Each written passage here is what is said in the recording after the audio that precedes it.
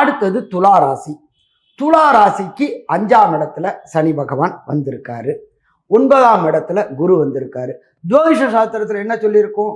ஓடி போனவனுக்கு 9ல குரு. அது என்ன சாமி ஓடி போனவன்? தன்னுடைய பிறந்த இடத்தை விட்டு வேறு இடத்திற்கு உத்தியோகம் நிமித்தமாகவோ தொழில் நிமித்தமாகவோ ஓடி போனவனுக்கு 9ல குரு வரும்பொழுது அந்த குரு ராசியை தன்னுடைய விசேஷ பார்வையான 5ஆம் பார்வையா பார்க்கும்போது எடுக்கின்ற சுய முயற்சிகள் எப்பொழுதுமே முயற்சி நம்முடையது, முடிவு கடவுளுடையது. முயற்சிகள் தோற்கலாம், ஆனால் முயற்சிக்க தோற்கக்கூடாது. நம்ம ஒரு உதாரணம் சொல்லுவோம். கஜினி முகமது சோமநாதபுரத்தின் மீது எத்தனை முறை படையெடுத்தார்? 18 முறை படையெடுத்தார். 17 முறை சோமநாதபுரம் மக்கள் கஜினி முகமது தோற்கடித்தாங்க. 18வது முறை சோமநாதபுரம் மக்களை கஜினி முகமது தோற்கடித்தார். அப்போ முயற்சி உடையார் இகழ்ச்சி அடையார். துலா ராசிக்காரங்களை பொறுத்தளவுக்கு 9ல குரு வந்திருக்கிறாரு. எடுத்த முயற்சிகள் அத்தனையும் எளிதில் வெற்றி பெறக்கூடிய காலகட்டங்கள்.